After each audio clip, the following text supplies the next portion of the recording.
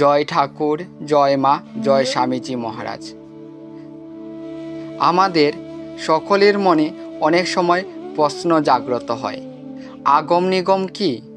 শুদ্ধ উচ্চারণ না হলে, শাস্ত্র আদিতে জ্ঞান না থাকলে কি গীতা, চণ্ডী ইত্যাদি পাঠ করা চলে?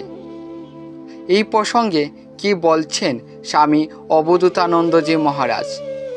এই উত্তরে তিনি বলছেন, সৃষ্টির আদিতে যে জ্ঞান রাশি পরমাত্মার মুখ থেকে নিঃশ্বাস প্রশ্বাসে ন্যায় নিগত হয়েছিল তাই হচ্ছে বেদ।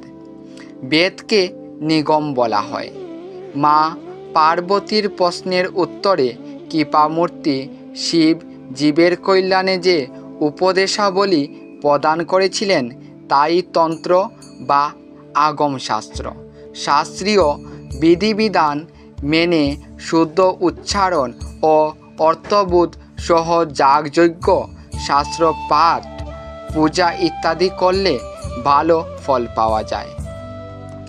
নিষ্কামভাবে করলে চিত্তশুদ্ধি হয়, সহকামভাবে করলে স্বর্গাদি লাভ হয়।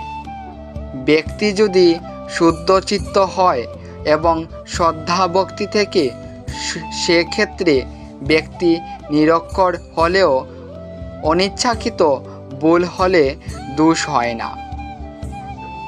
অপরদিকে পণ্ডিত্য থাকা সত্ত্বেও পবিত্রতা, বিবেক, বৈরাগ্য, শ্রদ্ধা, ভক্তি না থাকলে তার পাঠ বা পূজা কোনো ফল হয় না। নিজ চিত্তশুদ্ধির জন্য নিষ্কামভাবে গীতা ও চণ্ডী পাঠ সকলেই করতে পারেন। তথাপি জ্ঞানী ব্যক্তির নিকট জেনে নিয়ে শুদ্ধ উচ্চারণ ও অর্থভেদ সহ পাঠ করলে শীঘ্রই ফল লাভ হয়। জয় ঠাকুর, জয় মা, জয় স্বামীজি মহারাজ, জয়।